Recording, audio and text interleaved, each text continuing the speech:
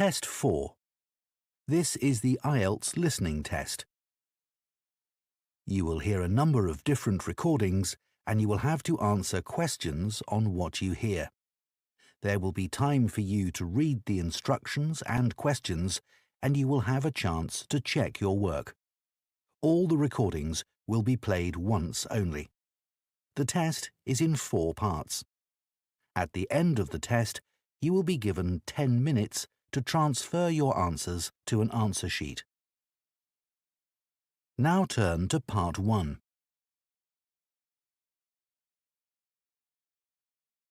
Part 1. You will hear a supervisor in a supermarket talking to a new worker on her first day. First, you have some time to look at questions 1 to 6.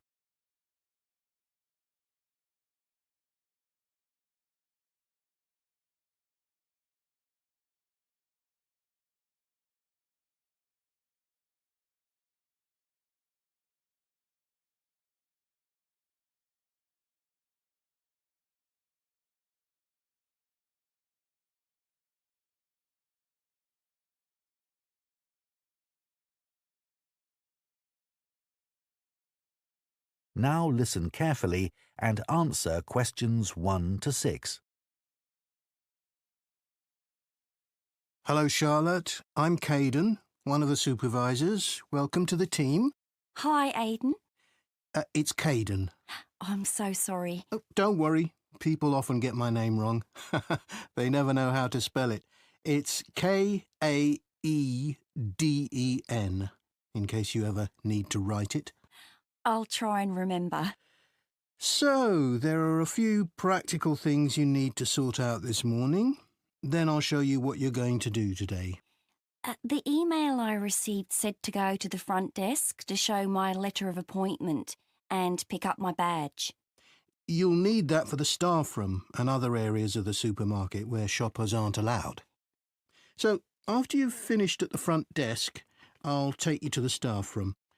Put your coat and rucksack in one of the lockers there. Take whichever one is free. Will I have a key? Yes, try not to lose it. At the end of the day, leave it in the door for the next person to use. Will do. You also need to go to the HR department to see Tiffany. She's really helpful. I was told to bring my passport with me. HR need to take a note of the number in it. That's right. Or you can show your ID card. I don't have one of those. OK. Tiffany will give you a uniform. They have lots in different sizes, so you just tell her what you need. I won't come with you to HR. I've got to go and sort something else out. Problem with a bread slicer. Is the HR office near the staff room? The staff room's on the 1st floor, and HR are a couple of floors above that, on the 3rd floor. There's a staircase outside the staff room. OK. When you're finished with HR, come and find me in the bakery section of the shop. I'm looking forward to getting started. I'll just give you my phone number in case you can't find me. Have you got your phone there? Yes. OK. Ready? It's 0412 66 5903. OK. Done. Before you hear the rest of the conversation, you have some time to look at questions 7 to 10.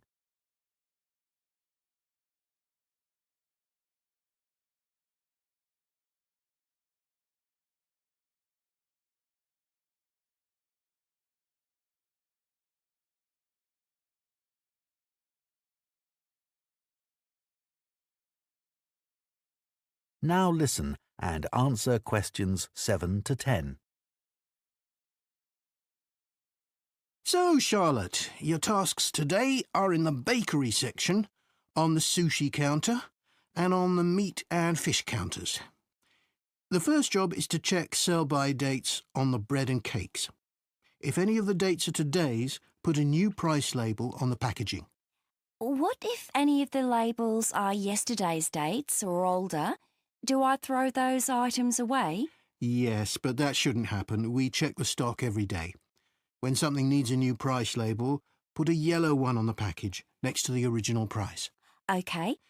After that, you'll go to the sushi takeaway counter. Will I be preparing boxes of food? For today, you'll just be helping the staff. Yes, of course. You'll see lots of flat cardboard boxes at one end of the counter. Beneath those is where we keep the plastic boxes. We run out of those really quickly, so you should bring more from the storeroom. Is that my only task on the sushi counter? No, you also need to clean the area where they prepare the dishes. There are cloths and bottles of spray by the sink. Oh, and please make sure you clean that too. Sure. That's important, isn't it? Absolutely, but you mustn't wash up knives. You have to do some training before you're allowed to touch sharp objects. What should I do if there are any? Ask someone to put them in the dishwasher. OK, thanks. I don't want to get anything wrong. Don't worry, you'll be fine. And I'll be around to help. Right. Finally, the meat and fish counters. You need to clean the area where staff serve customers, including wiping the weighing scales. OK. Anything else? The fish is laid on ice, but when that starts to melt, you'll need to get more from the cold room. I know the staff on the food counters wear a hat. Will that be the same for me? You won't be serving customers directly, so no. But make sure you put on thermal gloves when you take anything out of the cold room. The temperature's low enough in there to get frostbite from touching things. Understood.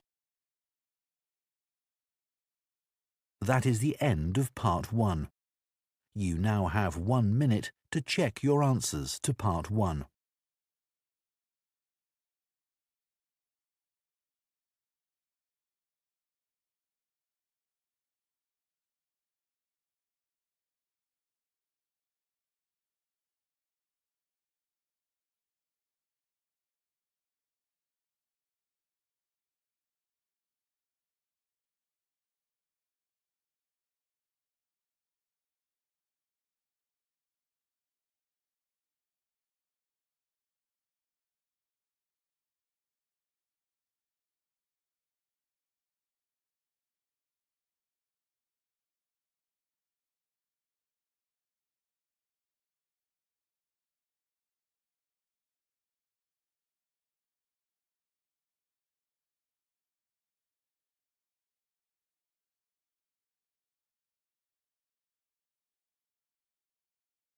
Part 2.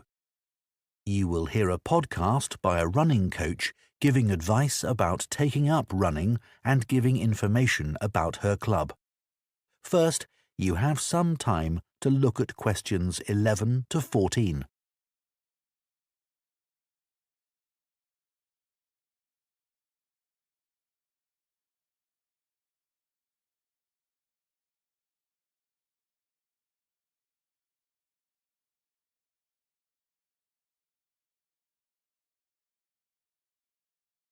Now listen carefully and answer questions 11 to 14. My name's Liz Fuller and I'm a running coach with Compton Park Runners Club. Welcome to my podcast. If you're thinking about taking up running, I'm here to help. There are many training programs available online which aim to help people build up to running 5 kilometres. Some of them are great, and thousands of people of all ages are taking part in 5-kilometre races across the country as a result.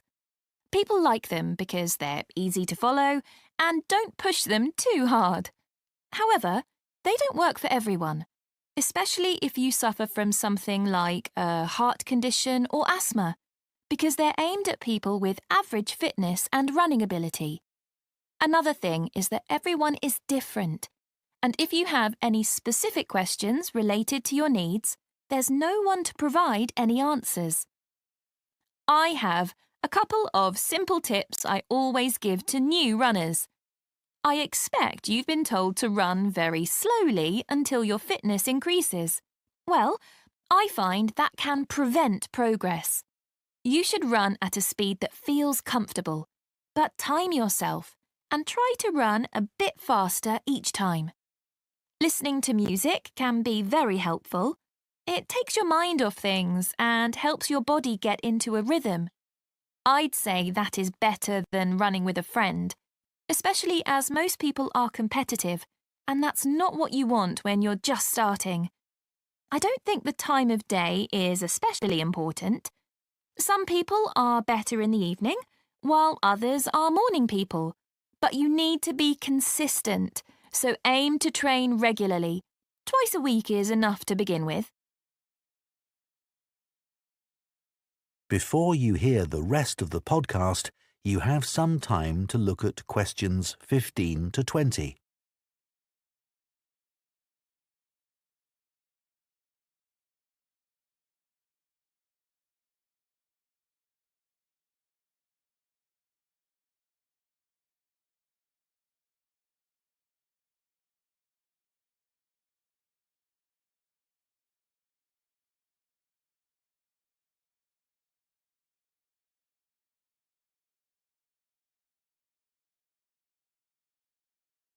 Now listen and answer questions 15 to 20. New members often say to me that they've been put off running either because they lack confidence, or they don't have time, or they think they dislike running. Kerry, for example, joined the club 2 years ago at the age of 40. She'd always enjoyed running at school, but wasn't sure if she'd be able to do it. She was worried about being left behind and being the slowest runner. But she says she was made to feel so welcome, she soon forgot all about that. James had always hated the idea of running, but a friend encouraged him to come along for a taster session, and he hasn't looked back. He never misses a training session, despite having a really demanding job. Leo was worried about having to commit himself to training sessions every week and wasn't sure he'd be able to fit training into his busy schedule. But after experiencing a lot of stress at work, he came along to us and gave it a go. Now he says he feels much more relaxed and he looks forward to his weekly run.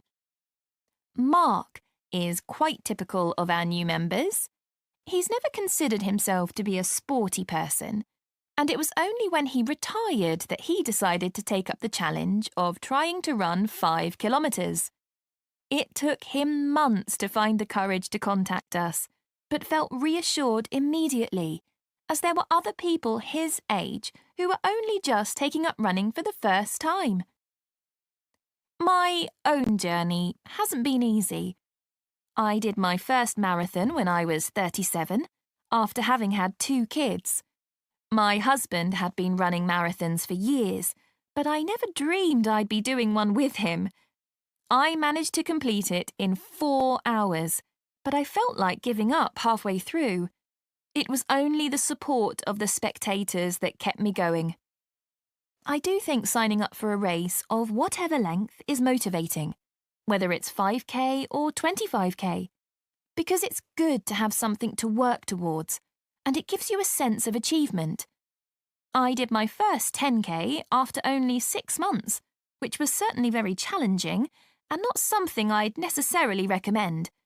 But after you've been training for a few weeks, it's worth putting your name down for a 5k.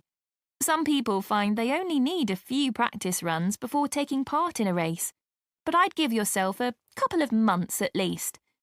Well, I hope that's given you a really good idea of what... That is the end of part 2. You now have 30 seconds to check your answers to part 2.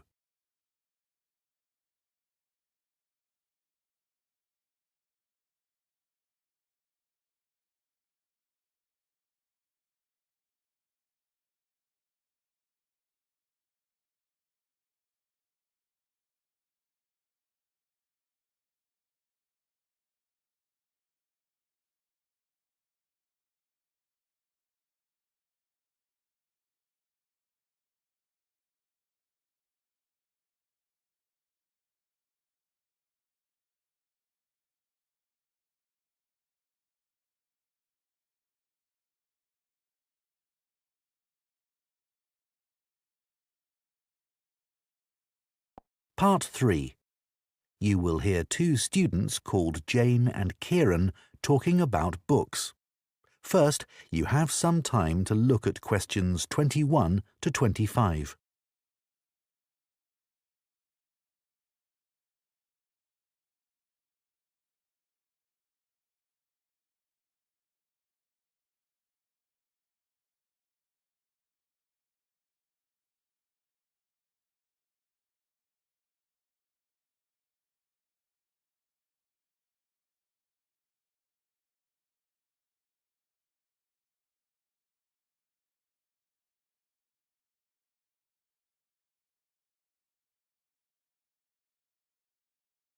Now listen carefully and answer questions 21 to 25. So, Jane, you'll be off to Denmark soon to do your work placement. Yes, I'm really looking forward to it. And I've just started packing up all my books to put in storage. Well, I hope they don't get spoilt. It's okay. My grandfather works in a bookshop, and he told me how to pack them. Oh, that's helpful. He says you have to support the spine, otherwise the paper can come away from the cover. Yeah, that's obvious. He also told me to pack them flat in the box, not on their side. Again, because they can bend, and if you leave them like that for, say, a year, it's quite hard to get them back to their normal shape. Well, it's pretty clear that ruins them. But a lot of people just can't be bothered to protect their books. He always says it's such a shame that publishers don't use better quality paper. It's the acid in the paper that causes the problem, isn't it? Yeah, that's why old books go yellow. You know, some of the books my grandfather's given me are like that already. Oh. I should dump them really if they're going to deteriorate further, but I'd feel bad. They'll always remind me of him. He's quite a collector, you know. Well, if they're important to you. Yeah, I'd regret just throwing them away. You know, maybe it's because I was taught to treasure books, but I hate seeing students force open the pages of paperbacks. They press so hard they end up breaking the spine. I know. But unfortunately, paperbacks aren't designed to last a long time, and people know that. Hardbacks aren't quite as weak. Yeah, they're different, I suppose. But I still don't think people value hardbacks like they used to. Well, they aren't decorative, are they, like other objects? Plus, nowadays, people don't keep them out on shelves as much as they used to. That's such a pity. When I visit someone, if they have, say, a colourful book on a table, it's the first thing I'm drawn to. I agree. And book covers can be a work of art in themselves. Some are really eye-catching. I've always been taught to handle books carefully. If you watch someone take a book off a shelf, well, they usually do it wrong. Ah, my grandfather says you should put your hand right over the top of the book. Or, if you can't do that, pull the other books on the shelf aside so that you can hold the whole cover. When did you learn all this? He watched me pull a heavy book off the shelf when I was small, and it fell on the floor and broke apart. Oh dear. Oh, I can still remember it. You know what I really like? What? The smell of new books. Me too. My parents used to laugh at me when I was a kid because I loved putting books up to my nose, almost as much as reading them. New books aren't cheap though, are they? I guess we're lucky we can buy them. My grandfather stocks second-hand books as well as new ones, and they don't smell quite as good. Before you hear the rest of the discussion, you have some time to look at questions 26 to 30.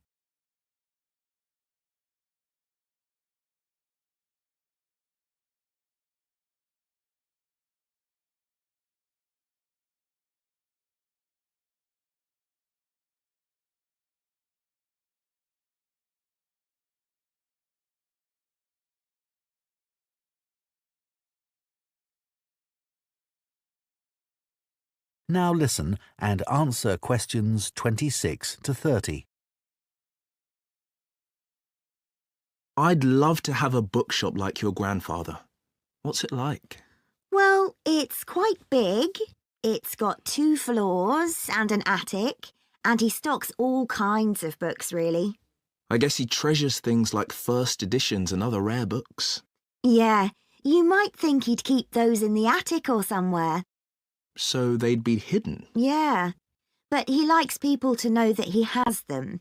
So he puts them out in the shop, but makes sure you need a ladder to get them. Right, that would prevent any thefts. Uh-huh. Does he stock books for children? He does. He particularly likes to encourage kids to read. He always says that he used to sit under the stairs as a child with a pile of books and read them all. Is that where he keeps them then? Not exactly. He's got a dedicated area on the ground floor with cushions so that parents can enter with their toddlers, go there and spend some time reading to them. Oh, cool. And then there's a place for pushchairs by the front door. And a cafe if anyone needs refreshments. That's good to know. As I said, it's a big shop. And there's a storage area out the back as well. Oh, what does he keep there? Books he wants to throw away? He hardly ever throws anything away. He just leaves unwanted books by the front door for customers to take. Well, that's very nice. Yeah. And books people or institutions have requested, they all go at the far end. Oh. He thinks it's best to keep these out of the main shopping area as they're boxed and new. Did you get your course books from him? Naturally. He stocks books for a lot of the colleges. He used to keep these books on the first floor, but now there's a new university in my hometown. He's moved them downstairs to attract the students. They're actually part of the coffee shop, on low shelves all around it. Pretty central then. You'll have to take me there sometime. That is the end of part 3. You now have 30 seconds to check your answers to part 3.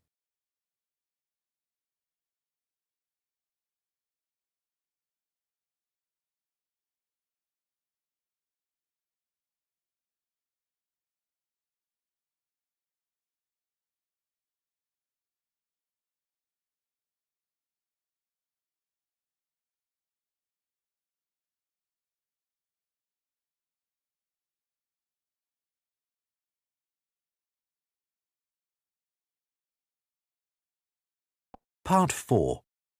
You will hear part of an environmental studies lecture on tree planting. First, you have some time to look at questions 31 to 40.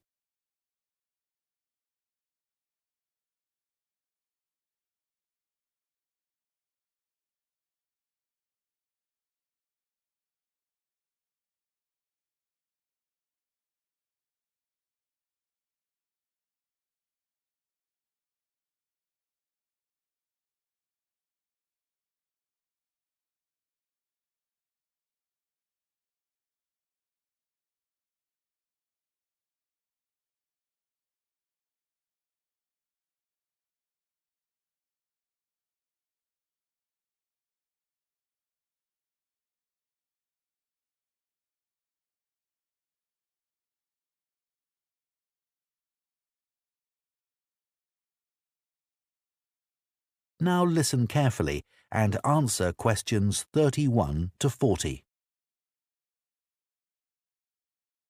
Tree planting now dominates political and popular agendas and is often presented as an easy answer to the climate crisis, as well as a way for business corporations to offset their carbon emissions. But unfortunately, tree planting isn't as straightforward as some people think. When the wrong trees are planted in the wrong place, it can do considerably more damage than good, failing to help either people or the environment. Reforestation projects are currently being undertaken on a huge scale in many countries, and it's crucial that the right trees are selected.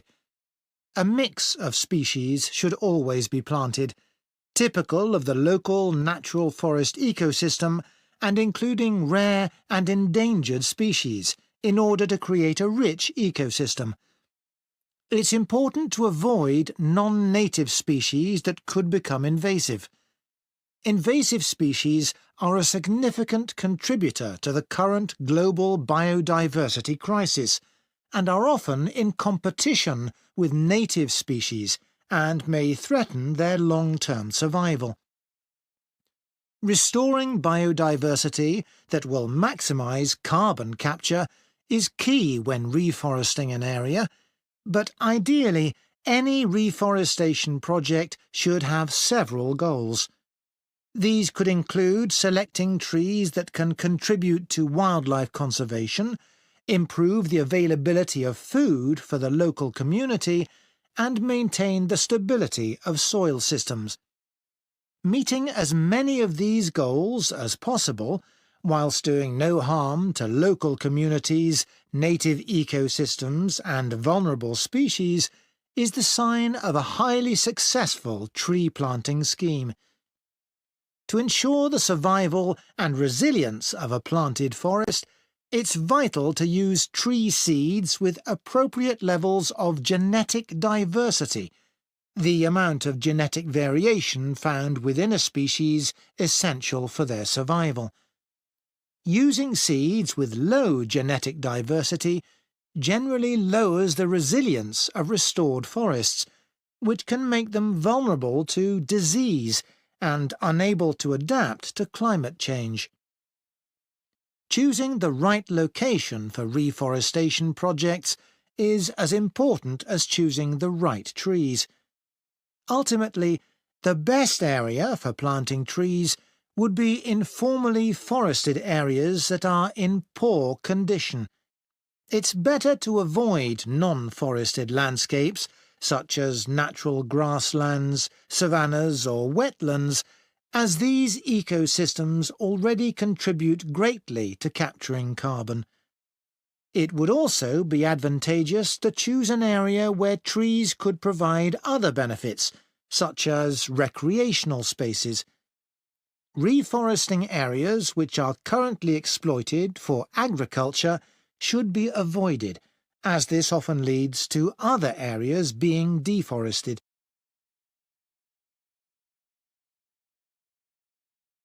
Large-scale reforestation projects require careful planning. Making the right decisions about where to plant trees depends on having the right information. Having detailed and up-to-date maps identifying high-priority areas for intervention is essential. Drone technology is a useful tool in helping to prioritise and monitor areas of degraded forest for restoration. In Brazil, it's being used to identify and quantify how parts of the Amazon are being devastated by human activities, such as rearing cattle and illegal logging. A good example of where the right trees were picked to achieve a restored forest is in Lampang province in northern Thailand. A previously forested site which had been degraded through mining was reforested by a cement company, together with Chiang Mai University. After spreading 60 centimetres of topsoil, they planted 14 different native tree species, which included several species of fig. Figs are a keystone species because of the critical role they play in maintaining wildlife populations. They are central to tropical reforestation projects as they accelerate the speed of the recovery process by attracting animals and birds which act as natural seed dispersers. This helps to promote diversity through the healthy regrowth of a wide range of plant species. Unlike the majority of fruit trees, figs bear fruit all year round, providing a reliable food source for many species. At this site, for example, after only 3 rainy seasons, monkeys started visiting to eat the fig fruits, naturally dispersing seeds through defecation. Reforestation projects should always aim to make sure that local communities are consulted and involved in the decision-making process.